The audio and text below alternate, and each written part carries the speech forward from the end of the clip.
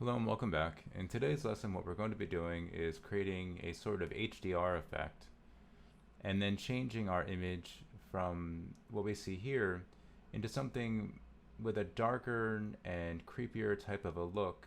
And we're going to be achieving this all with a few filters, a few effects, and using smart objects after we achieve that HDR effect. So let's go ahead and open up Photoshop.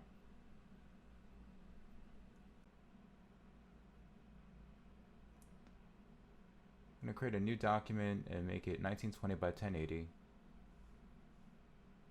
I'll make the resolution anything above 300, so I'll double that at 600.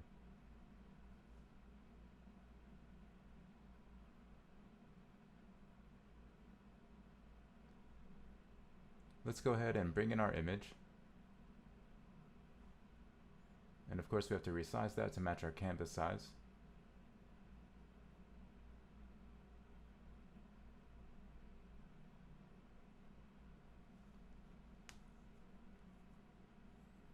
This particular image comes from Freepic.com. I'll have the link in the description below. So now that we have our image to size and our image in our canvas or our document, what we need to do now is change the color mode. So we're going to go to our mode option and then change from RGB to lab color. Don't rasterize. Photoshop will continue to ask you that, but we need to maintain the options with our smart objects. That brings me to my next point. If you're not working with a smart object already, make sure you convert it. All I did was right click on my layer and then went to the option to convert to smart object. So what we're going to be doing now is going into image adjustments and then choosing shadows and highlights. This is going to allow us to bring out more shadows and the shadow intensity if your image doesn't have any. Mine already has a fair amount of shadows, so I don't need to make that too drastic. I do want to bring out a fair amount of the highlights though. That's really where I'm going to be exploiting a lot of tone within this image, and that's going to allow me to darken up and create that creepy effect that I'm looking for. So once you've adjusted the shadow amount and the highlights amount, then what you're going to want to do is go ahead and choose the show more options.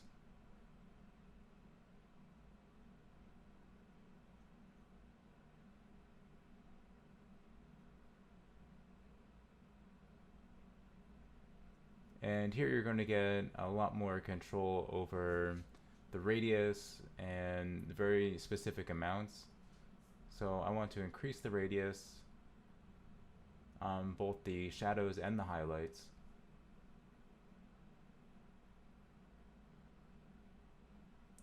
And these settings here are not going to be a universal set of numbers that you can apply to every single image. So you're really going to have to work with each image and find the right balance between the shadows and the highlights.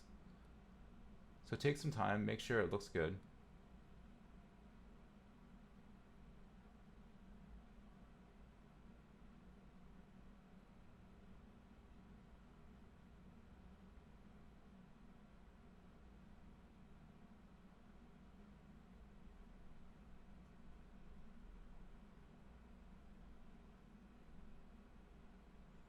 I do want some fairly saturated tones. Usually with an HDR effect, that's pretty consistent. I think that all looks pretty good there.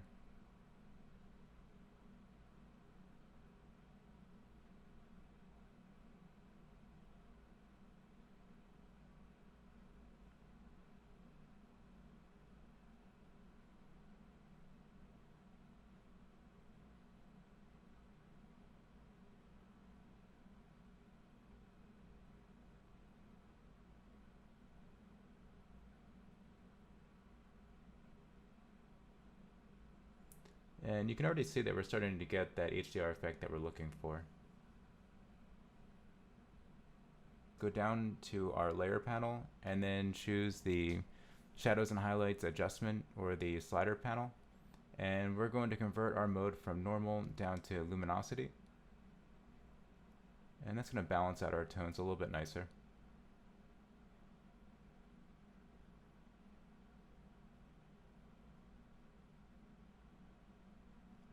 Okay, so the next step is going to be kind of a bizarre or kind of an abstract step, but it's one of the main strengths of using that of the smart objects. We need to use RGB color mode, but we need to maintain all of the lab color mode. So what we're going to do is make our layer into yet another smart object. What that's going to do is encapsulate or maintain all of the changes, including the lab color, and now give us an additional option to adjust the RGB color. Pretty cool, and you don't have to do this necessarily with the color modes, but you can do this with any effects and any mode changes you want to do within your images. I just want to change the name of my layer. I'm calling this Crazy's Lab.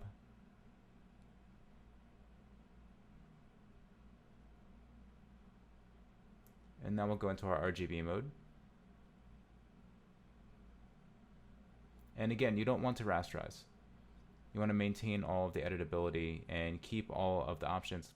All right, so our next step is going to be using our color mode selector to select our midtones. And I know that looks really creepy. Let me change that back. But this is going to allow us to select very specific ranges of color. Let me decrease the fuzziness so we can get a more accurate selection and it won't be so intense as we're making our selections. What you want to do now is use the eyedropper and hold down the shift key and then continue to make your selections, and that's going to continue to add to the overall selections that we're going to be choosing. And what I'm looking for is midtones. So I'm looking for anything that's red or reddish and something that's not of your typical skin tones. If you start getting into the natural skin tone, it's going to select too much and ruin your overall selection. We don't want to select everything. We just want the midtones. So add to your selection.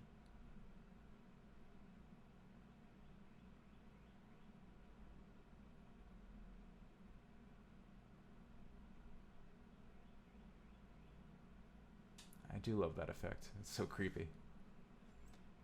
Okay, so that's pretty good. As you can see, we've selected our midtones. Let me go ahead and zoom in.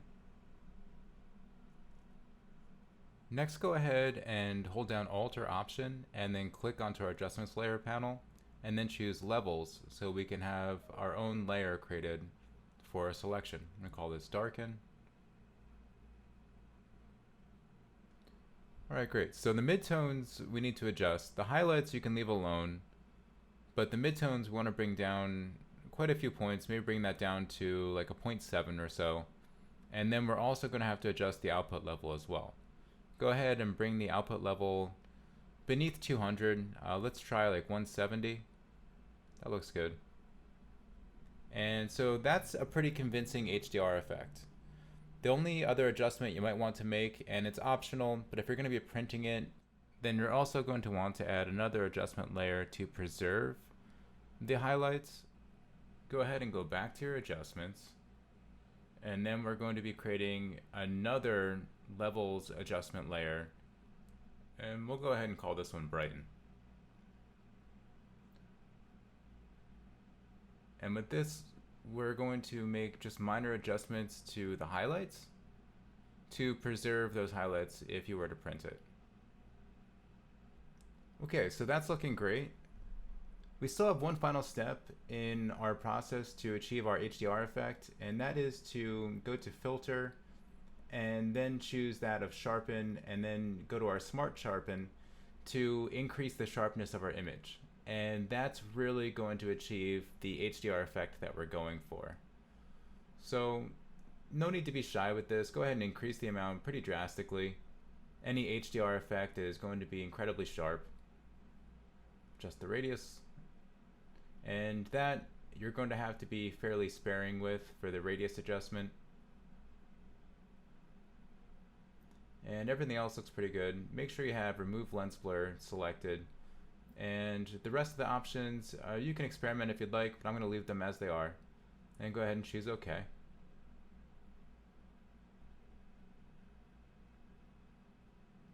Now go back to this slider adjustment, and we're going to change that from the normal blending mode down to luminosity once again.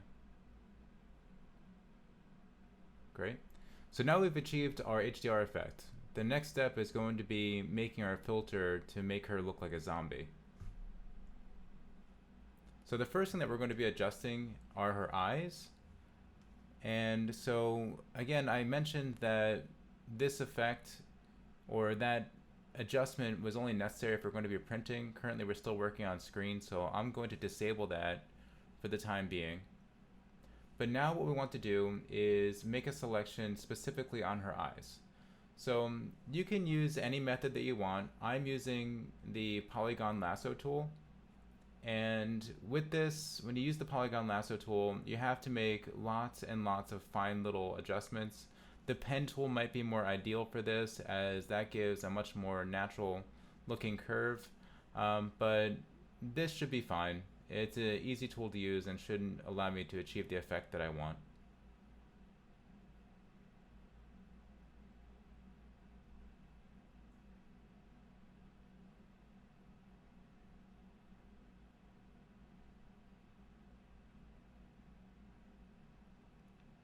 So go ahead and make your adjustments.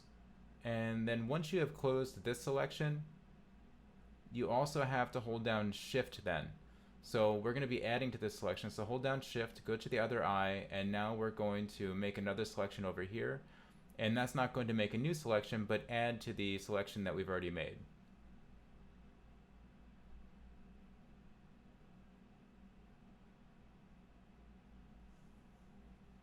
And I know it's lots and lots of little clicks, but if you're using the polygon lasso tool, just try to keep a natural looking curvature to the eye.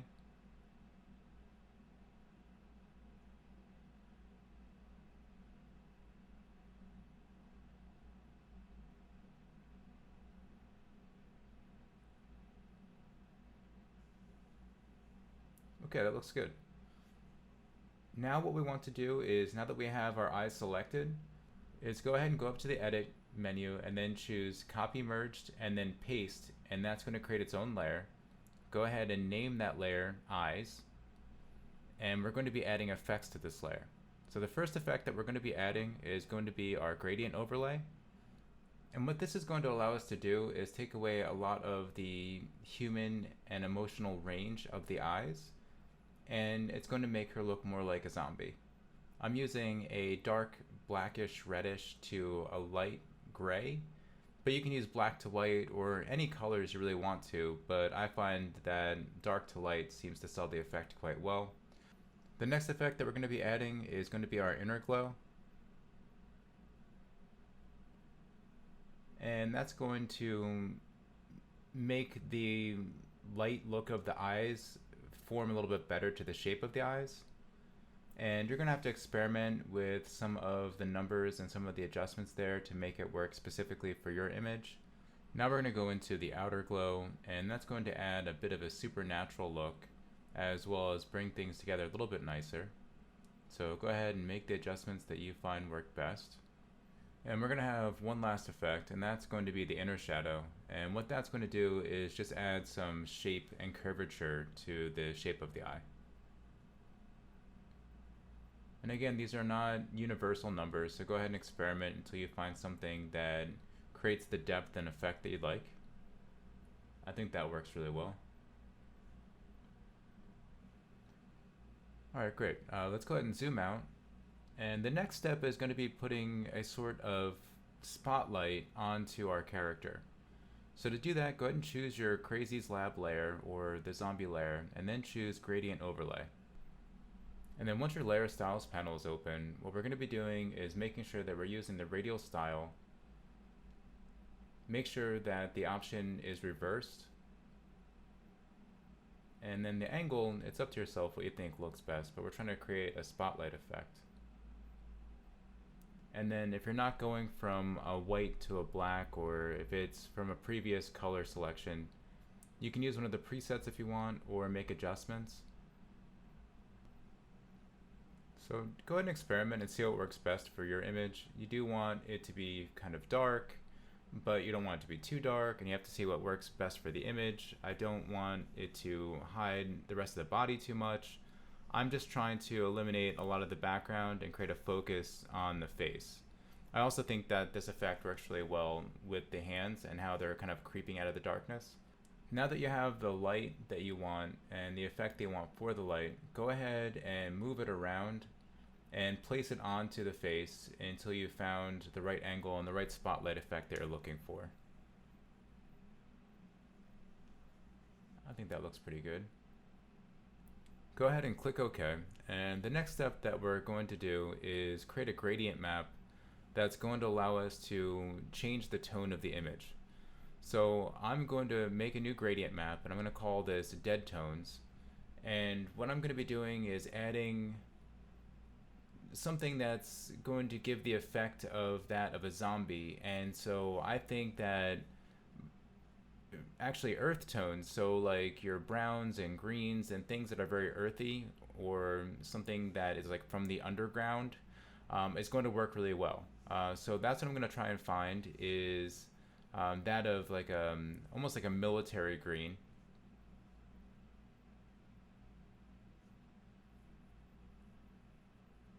And it might take a while to find just the right tone that works best for the composition.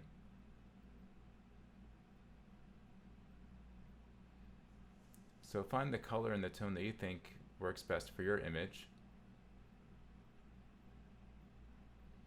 And I don't want it to be too green, because then that reminds me of a witch, and I don't want this to look like a witch. I want it to look more like a zombie.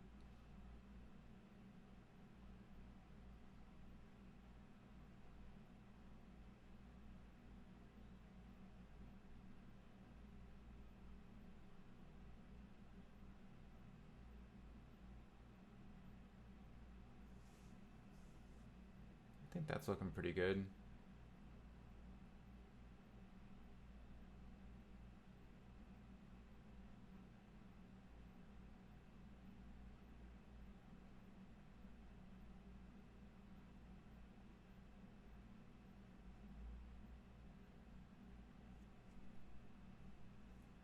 Yeah, the teeth are shining, the eyes are shining. Maybe blend it a little bit better.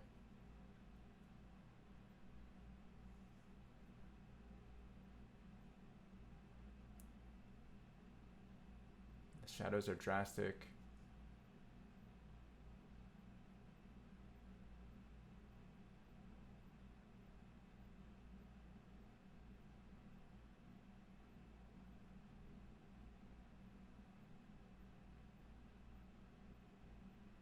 Let's go ahead and move the layer above our eyes layer. That way we have a uniform effect across the image. And then go ahead and name our layer, or our adjustment, Dead Tones. And now that you have the layer named, go ahead and double click on the layer in the gray space to bring up the layer style options. Then go ahead and adjust the underlying layer. If you hold down the Alt or Option key, you're going to be able to separate and make finer selections and more drastic changes in between those tones. So what we're trying to achieve is bringing out some of the natural skin tones from her face. And so I think we've done exactly that. Go ahead and press OK. And just one final step to bring our image together, and that is going to be to add a filter to our image. So I have a grungy sort of a paper filter or image that we're going to be making into a filter, and we're going to blend that in through a multiply mode on top of our entire composition. So go ahead and bring that in, and that's going to be right on top. And I'm going to stretch this out to match that of the canvas size. And I happen to like this filter, and this image works well for the effect that I wanted. But you might want a different type of an emotional range, or a different color, or maybe you want something more drastic. Maybe you wanted to add bats or grass or whatever it is as far as other things that are going to be in the scene. I just wanted to blend things together a little bit better. So that was the purpose for the filter for myself, but you might want to achieve something else. So I messed around with some effects. I'm just making some final adjustments into the placement, and this actually isn't the full stretch of the canvas. I've moved it around too much. I'm gonna have to adjust that as well.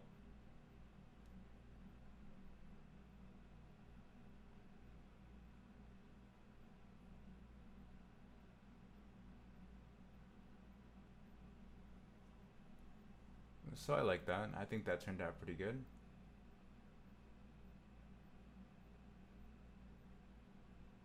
Let's go ahead and take a look.